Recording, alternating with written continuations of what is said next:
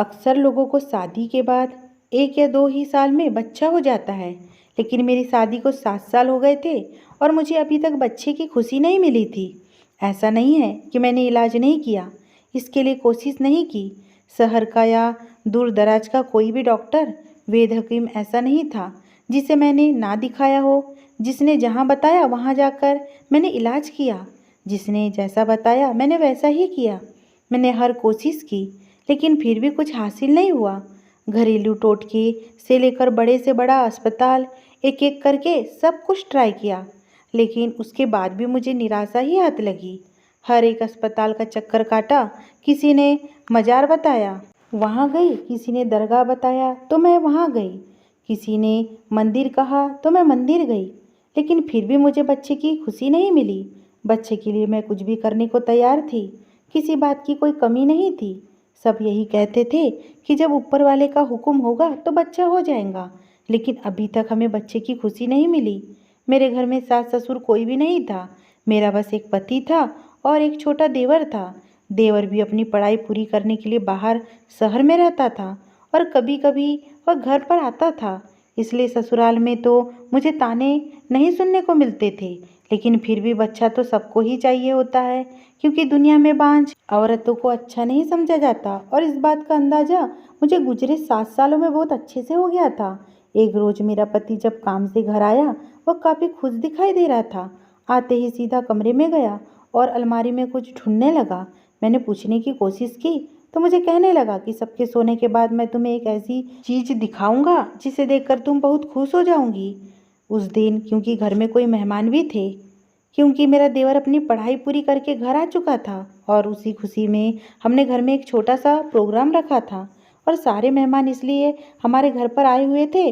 मैं खामोश हो गई, लेकिन पति का इशारा में समझ ना सकी आखिर कौन सी ऐसी चीज़ है जिसे देखकर मैं खुश हो जाती। मुझे लगा शायद कोई सरप्राइज गिफ्ट होगा। मेरी ज़िंदगी में किसी चीज़ की कोई कमी नहीं थी। दुनिया की हर सहूलत मेरे घर में थी। बस ज़रूरत थी तो एक बच्चे की, जो कि शादी के 7 साल बाद भी मुझे नहीं मिल पाई थी।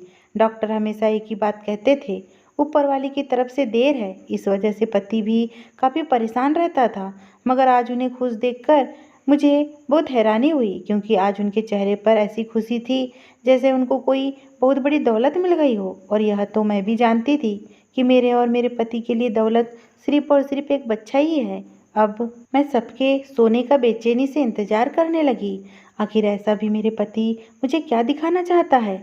और जब सब सो गए, मेरे पति मुझे लेकर अपने कमरे में आ गए और मुझे बैठाते हुए मेरे सामने ही बैठ गए। मुझसे कहने लगे, आज जो चीज़ मैं तुम्हें दिखाने वाला हूँ वह देखकर और उसके बारे में सुनकर तुम खुशी से पागल हो जाऊंगी। इस वक्त उनके चेहरे पर बहुत ज़्यादा खुशी थी। मुझे बेचैनी से होने लगी। मेरा दिल चाह रहा था कि जल्द से जल्द मुझे वह चीज़ दिख जाए, क्योंकि बच्चे की खुशखबरी का तो दूर दूर तक कोई रास्ता नहीं था। अगर कोई गिफ्ट था तो उनके चेहरे पर इतनी खुशी क्यों। सूरज उठकर अलमारी की तरफ चल पड़े। मैं भी हैरान होते हुए उसी तरफ देखने लगी। कुछ देर बाद वह वापस से मेरे पास आए और मेरे करीब बैठते हुए मेरे हाथ में एक पैकेट दे दिया। मैं नासमझी में उसे देखने लगी तो वह बोले, इसमें ऐसी चीज़ है जिससे कि तुम बहुत जल्द प्रेग्नेंट हो जाऊंगी। मुझे लगा मैंने गलत सुना है, लेकिन जब उन्होंने मुस्कुराते हुए हाँ में सर हिलाया तो पति की बात सुनकर पहले तो मैं हैरान हुई और फिर खुश हो गई, क्योंकि 7 साल तक मैंने कोई दवा या कोई दुआ नहीं छोड़ी थी जो बच्चे के लिए हो। ऐसी कोई दवा नहीं थी जो मैंने नहीं खाई हो। मुझे लगा शायद यह भी कोई दवा ही लेकर आए हैं जिसके इस्तेमाल से हमें बच्चा मिल सकता है। खुशी के मारी मेरी आंखों में आंसू आ गए, क्योंकि इस बार मेरे पति के लहजे में बहुत कॉन्फिडेंस था और उसकी वजह से मुझे भी यकीन हो गया कि शायद यह दवाई असर करेंगी। मैंने बेसब्री से उस पैकेट को खोला, मगर उसमें मौजूद चीज़ को देखकर मैं एक पल के लिए हैरान हो गई। और फिर मैंने हैरत से सूरज को देखा और उनसे पूछा, यह क्या मजाक है। मुझे लगा शायद सूरज ने मेरे साथ कोई मजाक किया था, क्योंकि ऐसा तो सिर्फ मजाक ही हो सकता है। कुछ पल पहले मिली खुशी अफसोस में बदल गई थी। अगर यह मजाक था तो निहाती बहुत बुरा मजाक था। मैं बच्चे के मामले में बेहद ही सेंसिटिव थी, क्योंकि 7 सालों में मैंने लोगों के मुंह से बहुत कुछ सुना था। कोई कहता था कि तुम बांझ हो और इसी वजह से नई शादीशुदा औरतें या फिर प्रेग्नेंट औरत मेरे साय से भी दूर रहती थी, जैसे मैं कोई अछूत हूँ या फिर बच्चा न होने में मेरा कोई अपना स्वार्थ है। और अक्सर तो यह भी कहा जाता था कि मैं जानबूझकर बच्चा पैदा नहीं कर रही हूँ। अगर मैं किसी फंक्शन में चली जाती और किसी के बच्चे पर अचानक से मुझे प्यार आने लगता और मैं उसे प्यार करने लगती तो उसकी माँ फ़ौरन मेरे हाथ से उसे ऐसे छीन कर ले जाती जैसे मैं कोई चुड़ैल हूँ और उसके बच्चे को खा जाऊंगी। मैं बस एक ममता को तरसी हूँ औरत थी, बस अपने बच्चे को सीने से लगाकर अपने इस एहसास को पूरा करना चाहती थी। लोगों ने तो जो किया सो किया था, लेकिन सूरज, उसने तो आज तक मेरा साथ दिया था, कभी मुझे बांझ होने का ताना तक नहीं दिया था, दूसरी शादी की धमकी भी नहीं दी थी, बल्कि वह तो हर जगह मेरी ढाल बनकर जाता था। मुझे बस एक सूरज पर ही तो भरोसा था जो आज टूट चुका था। मेरी आंखों से आंसू बहने लगे तो मुझे यूं अपनी तरफ देखता पाकर सूरज बोला, जूही, वही चीज़ है जो तुम्हें प्रेग्नेंट करेंगी।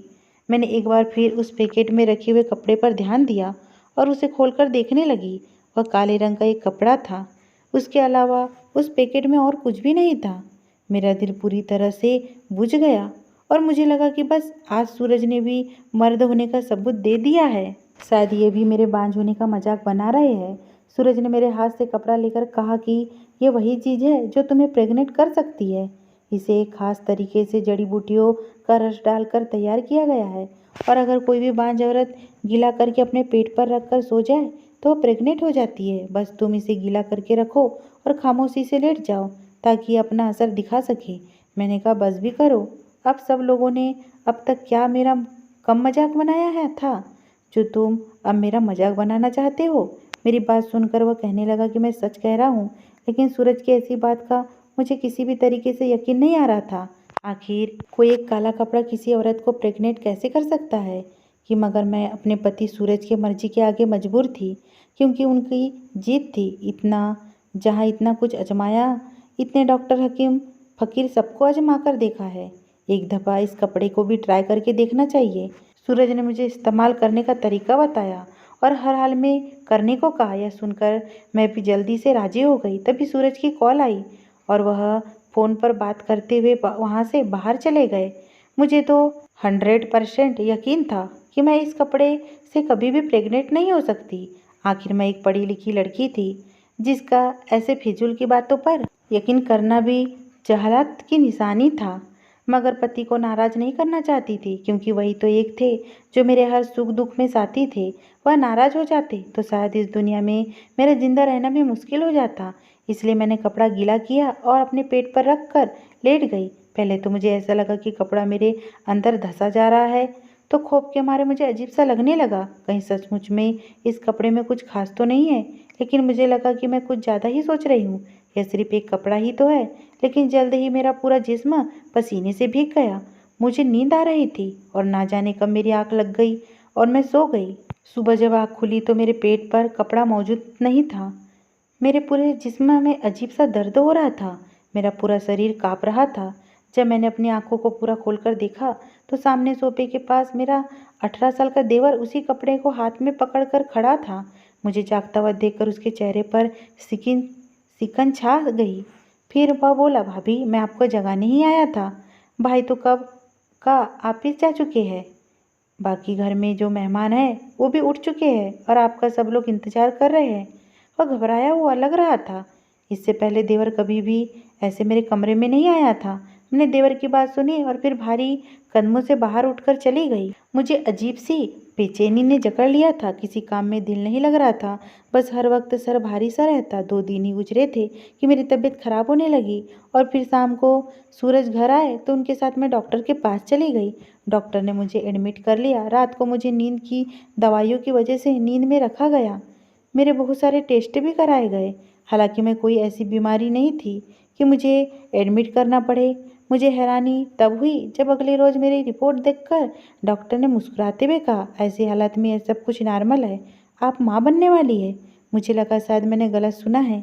एक कपड़े में ऐसा कौन सा जादू था कि मैं 2 ही दिन में प्रेग्नेंट हो गई। और यह सुनकर मैं भी बहुत खुश थी, मगर मुझे यकीन नहीं आ रहा था कि आखिर यह हुआ कैसे। शायद ये कोई ख्वाब है, क्योंकि जिस खबर को सुनने का इंतज़ार मैं पिछले 7 साल से कर रही थी वो खुशी मुझे ऐसी मिलेंगी, ये तो मुझे मालूम ही नहीं था।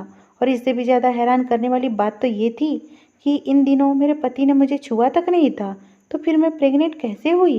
मैंने अपनी हैरानी और परेशानी की वजह से इस खुशी को ख़राब नहीं करना चाहती थी, इसलिए मैंने अपने दिमाग को झटका दिया और सीधा घर के लिए निकल गई। घर आकर सूरज ने देवर को यह खुशखबरी सुनाई, मगर ना जाने क्यों वो ये बात सुनकर खुश होने के बजाय अपसेट हो गया। उसके चेहरे पर अजीब सी नाराज़गी आ गई, जिसे मैंने बहुत अच्छे से नोटिस किया। मुझे ये देखकर अजीब लगा। मैंने सोचा कि आज तक वह घर का बच्चा बना रहा और उसको बहुत अहमियत दी जाती थी। एक नए बच्चे के आने की खबर शायद उसके लिए खुशी की खबर नहीं थी। वो सोच रहा होगा शायद उसकी अहमियत अब कम हो जाएगी। दिन यूं ही गुजरते रहे। इन दिनों सूरज भी मेरा बहुत ख्याल रखते थे और वह सब कुछ भूलकर इस खुशी को दिल से महसूस कर रहे थे। मैं भी उनका साथ दे रही थी। धीरे धीरे मुझे कहीं से अफवाह सुनने को मिली, जिसे सुनकर मुझे थोड़ी हैरानी भी हुई कि ऐसे लाल कपड़े से सिर्फ मैं ही नहीं बल्कि अब तक 50 औरतें प्रेग्नेंट हो चुकी थी, जिनमें एक मैं भी शामिल थी। हमारे इलाके में एक दुकान बेहद मशहूर हो चुकी थी, जहाँ लाल कपड़ा मिला करता था, जिनसे औरत फौरन प्रेग्नेंट हो जाया करती थी। इत्तेफाक से मेरा देवर उसी दुकान पर काम करता था जहाँ पर यह लाल कपड़ा बिकता था। मेरे मोहल्ले में जिस भी औरत को चाहिए होता तो मेरा देवर ही उन्हें लाकर देता था। एक रोज़ मेरा दिल चाहा कि मैं उससे पूछ लूँ, आखिर वह लोग ऐसा क्या जादू करते हैं इस कपड़े पर जो औरतें फ़ौरन प्रेग्नेंट हो जाती है। मगर मैं जब से प्रेग्नेंट हुई थी मेरा देवर तो मुझसे बात करना भी पसंद नहीं करता था। पर था तो एक बच्चा ही, इससे ऐसी बात करते हुए मुझे खुद शर्म आ रही थी। मुझे प्रेग्नेंट हुए 4 महीने हो गए थे। अचानक ऐसा हादसा पेश आया जिसमें मेरी रातों की नींद तक छीन ली। उस शाम मैं किचन में थी कि मेरा पति हैरान परेशान घर आए और मेरे देवर को छुपाने लगा। वह घबराते हुए देवर को अलमारी में छुपा रहा था और साथ ही साथ कह रहा था कि कुछ भी हो जाए तुम बाहर मत आना। मैं वहाँ खड़ी लगातार वजह पूछ रही थी, मगर वो कुछ भी नहीं बता रहा था। तभी अचानक पुलिस हमारे घर आई और मेरे पति सूरज को पकड़कर अपने साथ ले गई। मैं वजह पूछती रही, उनके आगे हाथ जोड़ती रही, मगर किसी को हम पर रहम ना आया। मेरे पति ने अपने आप को छुड़वाने की भी कोई कोशिश नहीं की। पुलिस चली गई तो मैंने रोते हुए देवर को बाहर निकाला। मुझे उस पर शक हो रहा था, ना जाने उसने ऐसा क्या किया था जिसे सूरज ने अपने सर लेकर खुद को पुलिस के हवाले कर दिया था। मैंने रोते हुए देवर को थप्पड़ मारा और कहा कि आखिर तुमने ऐसा क्या किया है जो तुम्हारी वजह से मेरे मासूम पति सूरज को पुलिस ले गई। अभी तुम्हारी उम्र ही क्या है, इतनी सी उम्र में तुमने पुलिस को अपने पीछे लगा लिया। कुछ शर्म लिहाज है कि नहीं, या फिर सब बेचकर खा गए। देवर मुझे खूंखार नज़रों से देखने लगा और फिर गुस्से से बोला, जाकर अपने पति से ही पूछ लो कि मैंने क्या किया है, या फिर सब कुछ उन्होंने ही किया है। मैं तुम्हारे किसी सवाल का जवाब नहीं दे सकता और मेरे मुंह मत लगना। अपने काम से काम रखो। उसका लिहाजा ऐसा कभी नहीं था, मानो मुझे मार ही डालेगा। उसने कभी मुझसे इस तरह से बात नहीं की थी। ना जाने कौन सा गलत काम करने में लग गया था जिस वजह से उसका लिहाजा और तमीज़ सारी खत्म हो गई थी। मुझ पर तो कयामत टूट पड़ी थी। हर हाल में तो मैं अपने पति को वापस लाना चाहती थी। अगले दिन मुझे जो खबर सुनने को मिली उसे सुनकर तो मैं सांस लेना ही भूल गई। उस लाल कपड़े की दुकान पर काम करने वाले लोगों को पुलिस ने गिरफ्तार कर रही थी, क्योंकि वह दुकानदार कपड़े में बेहोशी की दवा मिलाता था। उस कपड़े को गीला करने से औरत बेहोश हो जाया करती थी। फिर उसके साथ ना जाने ऐसा क्या होता था कि वह कुछ ही दिनों में प्रेग्नेंट हो जाती थी। दिमाग सोच सोच कर फटने लगा था।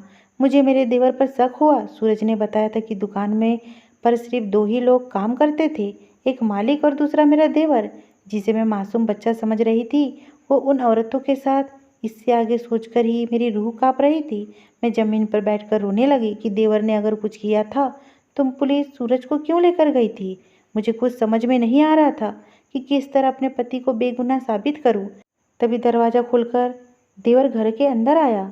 उसके हाथ में एक बैग था जिसको वह छुपाने की कोशिश करता हुआ तेज तेज भागते हुए अपने कमरे की तरफ जा रहा था। मैं समझ गई कि ज़रूर इसमें उसके खिलाफ कुछ ऐसा मौजूद होगा जो अगर मैं हासिल कर लूँ तो मेरे पति बेगुनाह साबित हो जाएंगे। मैं उसके कमरे की खिड़की की तरफ आ गई। थोड़ी सी खिड़की खोलकर देखा तो मेरे देवर वह बैग अलमारी में छुपा रहा था। उसने अलमारी बंद कर दी और उसे लॉक करके चाबी एक दराज में रख दी। अब जैसे ही रात हुई और मेरा देवर गहरी नींद में सो गया, मैं उसके कमरे में आ गई। मैंने चुपके से वह बैग उसके अलमारी से निकाला और उसके कमरे से बाहर आ गई। मैंने अपने कमरे में आकर दरवाज़ा बंद कर दिया। जब मैंने वह बैग खोला तो मेरे कदमों के नीचे से ज़मीन निकल गई। मुझे समझ में नहीं आया। इसमें बहुत से टेस्ट ट्यूब रखी थी। मैं सुबह होते ही वह सारी टेस्ट ट्यूब एक लेबोरेटरी में लेकर गई। जब उसकी जांच पड़ताल कराई तो मेरे होश उड़ गए कि ऐसा भी हो सकता है, यह मैंने कभी सोचा नहीं था। लेकिन अपने शक को पुख्ता करने के लिए जब मैंने अपना और उनका औरतों का टेस्ट करवाया तो रिपोर्ट सामने आई। उस रिपोर्ट को देखने के बाद मैंने अपने बाल नोच लिए। मुझे मिलाकर तकरीबन 50 औरतों के अंदर मेरे देवर के बच्चे पल रहे थे, और वो जिसे मैं बच्चा समझ रही थी वह तो ना जाने कब से यह सब कुछ कर रहा था। मोहल्ले की वह लेडी डॉक्टर जिसने मुझे एक रात के लिए हॉस्पिटल में रखा था, वह भी इस काम में शामिल थी, क्योंकि सब औरतें उसी के पास जाती थी, क्योंकि उस दुकान से कपड़े के साथ साथ उस डॉक्टर का कार्ड भी दिया जाता था। और यह सब मेरे देवर ने पुलिस को बताया, क्योंकि मैंने वह तमाम सबूत पुलिस के हवाले कर दिए ताकि मैं अपने पति को बेगुनाह साबित कर सकूं। मुझे अफसोस इस वक्त हुआ जब मुझे पता चला कि मेरा पति भी इस काम में मिला हुआ था। जब उस डॉक्टर को गिरफ्तार किया गया तो पता चला कि यह सब रायता उसी का फैलाया हुआ है। वह कोई डॉक्टर नहीं बल्कि एक साइंटिस्ट है, और उसने ही मेरे देवर पर पहले एक्सपेरिमेंट किया और कामयाबी के बाद ही उसने यह प्लान बनाया था, क्योंकि ज़्यादातर बांझ औरतें ही वह कपड़ा लाखों में खरीदते थे और उनकी मजबूरी का यह सब लोग फ़ायदा उठाते थे और आमदनी आधी आधी कर ली जाती थी।